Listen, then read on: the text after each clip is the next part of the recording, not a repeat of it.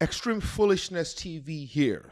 This is where I talk about extreme foolishness that goes on around you.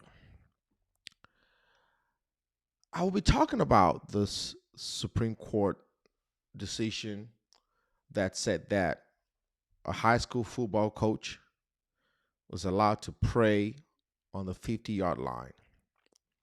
And as an attorney, I am disappointed by this decision because this decision it's like offensive to the principle of stare decisis, where you have to respect previous presidents of the Supreme Court. This decision is clearly motivated by ideology, motivated by religion, and you have this religious, extremely religious judges who are making decisions on the fly. They have no respect for precedent. These are the same judges who overturned Roe v. Wade, which was a super precedent, meaning that it's been established precedent that had been reaffirmed multiple times by the Supreme Court. But let's talk about this case. Let's talk about this Supreme Court case. I will be telling you how extremely foolish this decision is. First of all, you got a high school football coach, and he works for a public school. So the Constitution applies to a public school. The same Constitution has an establishment clause saying that a state or public institution cannot promote one religion over the other. In other words, you cannot endorse, sponsor, or actively coerce people to, to favor one religion over another, which is fine. Pretty much, in layman's terms, the separation of church from state. So you have this football coach who goes to the 50-yard line after the game to go pray. These are the so-called people who call themselves Christians. They want to go to the 50-yard line to go pray. Now tell me, he's saying it's a private prayer. There's nothing private about going to a 50-yard line to go pray. If you go to a 50-yard line, you want it to be public. And the Supreme Court said this is a private prayer. Stop the extreme foolishness. This is not a private prayer. This is a public prayer on public school grounds while a public function is going on. You got students who felt like they were coerced. They were coerced. The Supreme Court said that, oh, he did not coerce them. He did not put a gun to somebody's head. I mean, they didn't say that verbatim. He did not tell them to come pray with him. But doggone it, if you're the coach and you're kneeling down on the 50-yard line and praying, if the kids don't go to pray with you, they're probably thinking he's going to bench me. I'm not going to get playing time. And if you don't get playing time, the college scouts are not going to see you. So you got the Supreme Court who ignored precedent. Previous presidents in the Supreme Court, there's something called the Lemon Test, said if it appears that a state entity is endorsing a religion, it's not okay. It's common sense. But you got this guy, now the Supreme Court said he can pray.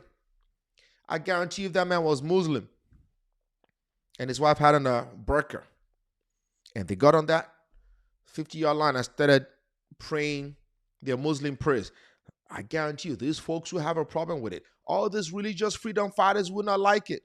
When Kaepernick knelt down, this so-called MAGA religious freedom fighters had a problem with it. I'm not against prayer. No one is saying don't pray. That coach could have gone to the locker room and prayed. It's like these folks who hold the Bible and say, Lord, they're the ones to quick to shout, Jesus, Jesus. They're the worst. These are the devil. You don't need to go to the 50-yard line to prove to anyone you're a Christian. And if you're a Christian and you think the Lord is not going to hear you or answer your prayer unless you go to the 50-yard line to pray, call me and let me pray for that extreme foolishness to get out of you. Because we know the Lord can hear you in the privacy of your room. The Lord hears your prayer in the privacy of your toilet. The Lord hears your prayer in the privacy of your bathroom. The Lord hears your prayer anywhere.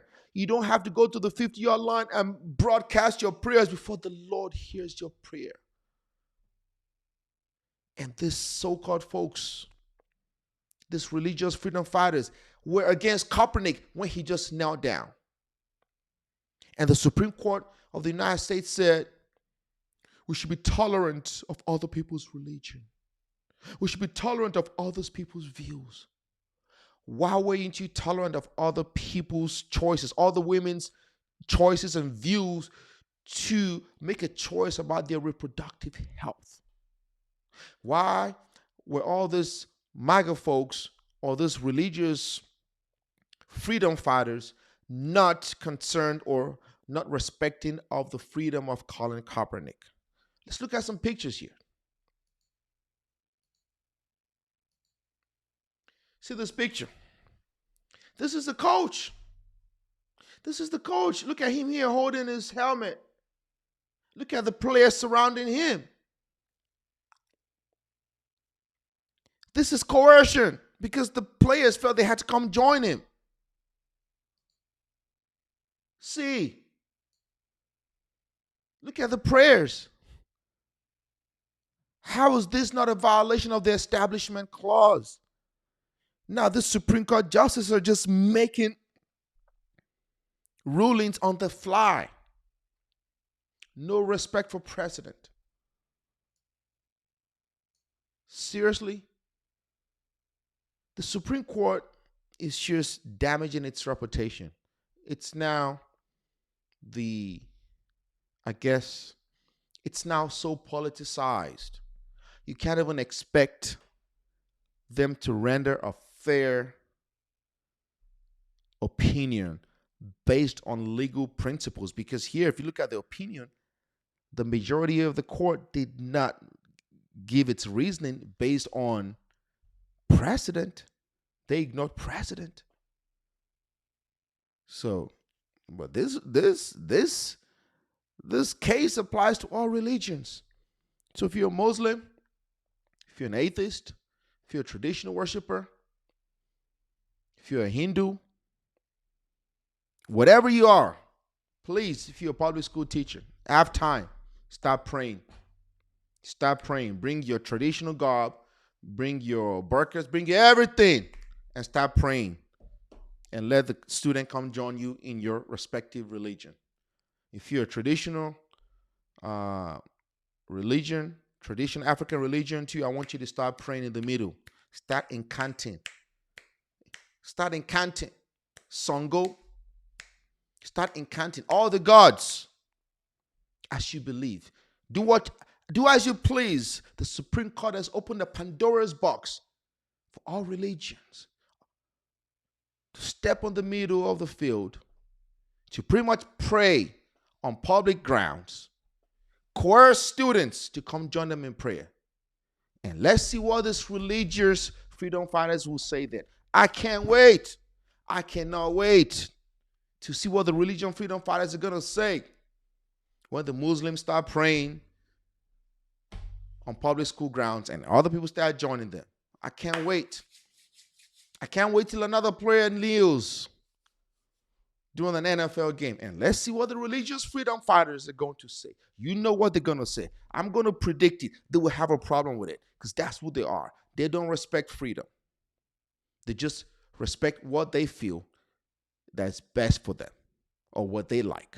They do not care. Other people's freedom be damned. Because if you respect other people's freedom, you don't have a problem with women making their own choices based on their reproductive choices. Let them make their decision. Let me know what you guys think in the comments. If you haven't subscribed, please subscribe. Hit the bell notification. Follow me on Instagram. If you have any questions or any stories you'd like me to react to, send me an email to don'tbeextremelyfoolish@gmail.com. Stay safe out there, my lovely people. And most importantly, say no to extreme. foolishness.